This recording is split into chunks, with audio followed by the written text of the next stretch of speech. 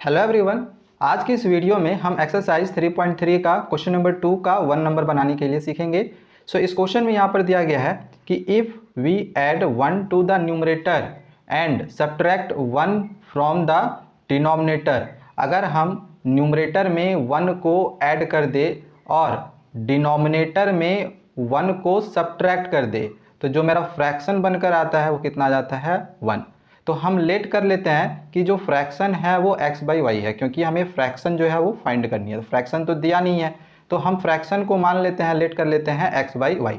तो यहाँ पे देख लो वही लिख लिए हैं कि let the fraction be x by Y. हमने फ्रैक्शन यहाँ पे क्या मान लिया x बाई वाई। देन अब क्वेश्चन के अनुसार देखो क्वेश्चन में क्या दिया गया था कि न्यूमरेटर में हमें 1 ऐड करना है। तो फ्रैक्शन मेरा क्या था x बाई वाई। यहाँ पे देखो न्यूमरेटर में हम 1 को ऐड किए हैं, ठीक है। एंड क्वेश्चन में ये भी दिया गया था कि subtract 1 from the denominator, denominator में 1 सब्ट्रैक्ट कर रहे हैं। देखो यहाँ सब्ट्रैक्ट कर दिए 1 को, तो जो फ्रैक्शन मेरा बन के आ जाता है कितना है 1। तो यहाँ पे ये मेरा फ्रैक्शन आ गया 1, ठीक है। ये मेरा इक्वेशन 1 निकल जाएगा, ठीक है। इसके बाद सेकेंड कंडीशन के लिए हम लोग यहाँ से पढ़ेंगे, यहाँ से इट बिकम्स, ठीक है। क्या दिया गया, it becomes 1/2 if we only add 1 to the denominator. अब डिनोमिनेटर में सिर्फ 1 ऐड करना है, न्यूमरेटर में कुछ नहीं करना है, डिनोमिनेटर में सिर्फ 1 ऐड करना है। तो सेकेंड वाला हम यहाँ से ले लेते हैं, ठीक है। चलो यहाँ पे मेरा देखो सेकेंड इक्वेशन, इसको ऊपर कर ले रहे हैं, इसको यहाँ पे हम कर लेते हैं, ठीक है। चलो ये मेरा सेकेंड इक्वेशन कैसे आएगा, तो ये फ्रैक्शन था मेरा x बाई वाई, ये न्यूमरेटर है डिनोमिनेटर है। इस बार क्वेश्चन में बोला गया है कि सिर्फ 1 को हमें डिनोमिनेटर में ऐड करना है। तो डिनोमिनेटर में हमने सिर्फ 1 को ऐड किया हुआ है, ठीक है। सिर्फ देखो यहाँ डिनोमिनेटर में हमने 1 को ऐड किया है, न्यूमरेटर जैसे का वैसे रहेगा, ठीक है। तो जो फ्रैक्शन इस बार मेरा कितना आ जा रहा है, ये फ्रैक्शन मेरा इस बार आ जा रहा है 1/2। तो इसी 1/2 को हमने यहाँ पे लिख दिया है, ठीक है।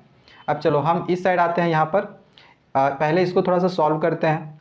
तो देखो ये इधर चला जाएगा, क्रॉस मल्टीप्लिकेशन हो जाएगा। तो यहाँ पे ये जो x प्लस 1 था इसको हम यहाँ पे रहने दिए हैं, और ये जो y माइनस 1 था इसको 1 से मल्टीप्लाई किए तो यही रह जाएगा। 1 को किसी भी नंबर से मल्टीप्लाई करते हैं तो वही रहता है ना, तो इसलिए ये जैसे का वैसे ही है। अब यहाँ पे x और y को हमने क्या किया है, एक साइड कर दिया है। इस y को हम इधर कर दिए, तो प्लस में था इधर आया, देखो ये माइनस में हो गया। और ये -1 था रहने दिए, ये +1 इधर आके ये -1 हो गया, ठीक है। देन x माइनस वाई है, इसको हम रहने दिए, ये माइनस और माइनस प्लस हो गया, 1 और 1 2 हो गया। यहाँ पे देखो ये -2 है, ठीक है। तो यानी x माइनस वाई का वैल्यू हमने यहाँ पे -2 निकाला। अब सेकेंड वाले के लिए हम यहाँ से एक इक्वेशन निकालेंगे, यहाँ पर भी क्रॉस मल्टीप्लिकेशन करेंगे। ये जो 2 है x से मल्टीप्लाई हो जाएगा, और ये y प्लस 1 जो है 1 से मल्टीप्लाई हो जाएगा। तो यहाँ देखो 2 को x से यहाँ पे मल्टीप्लाई किए तो ये मेरा 2x आ गया, और y प्लस 1 को 1 से मल्टीप्लाई किए तो सेम वही रह जाएगा y प्लस 1 ही।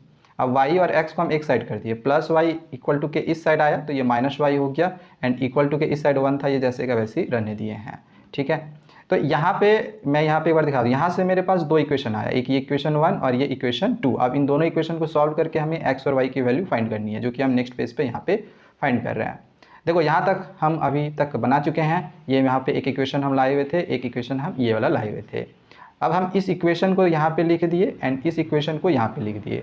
अब देखो यहाँ से आप इसको या तो सब्स्टिट्यूशन मेथड या तो एलिमिनेशन मेथड, दोनों में से किसी के से मेथड से भी आप सॉल्व कर सकते हो, लेकिन ज़्यादा इजी होता है एलिमिनेशन मेथड। एंड इस एक्सरसाइज के जो क्वेश्चंस हैं वो एलिमिनेशन मेथड से ही बनाने हैं, ठीक है। तो इसको हम एलिमिनेशन मेथड से बनाएंगे। अब एलिमिनेशन मेथड से बनाने के लिए या तो हमें x को या फिर y को हमें एलिमिनेट करना रहता है। तो इस क्वेश्चन में यहाँ पे देख रहे हैं y का दोनों का जो कोफिशिएंट है वो इक्वल है 1 1, दोनों में 1 1 है ना, तो इसमें हमें कुछ भी मल्टीप्लाई वगैरह करना नहीं पड़ेगा, y ऐसे ही एलिमिनेट हो जाएगा। बट देख लो यहाँ पे ये माइनस में है और माइनस में है, दोनों माइनस माइनस बन के तो प्लस हो जाएगा, तो प्लस करना पड़ जाएगा, तो फिर ये कटेगा नहीं।